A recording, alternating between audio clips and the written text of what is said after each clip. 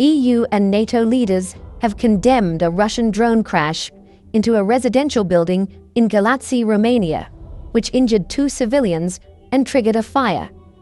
European Commission President Ursula von der Leyen called it a new escalation in Russia's war, saying it struck EU territory and confirming further sanctions pressure on Moscow.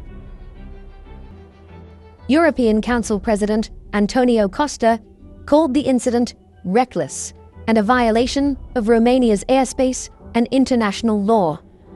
EU Foreign Policy Chief Kaja Kallas warned Russia cannot be allowed to breach European airspace, urging a firm and unified European response.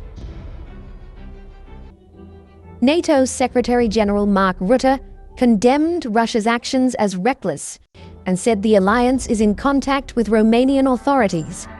He reaffirmed NATO's commitment to defend all allied territory, stressing that the war's impact is no longer confined to Ukraine.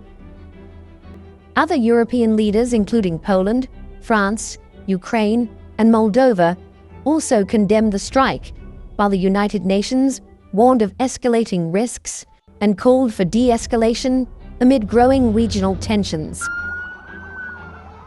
Romania called the incident unacceptable and linked it to Russia's ongoing war in Ukraine.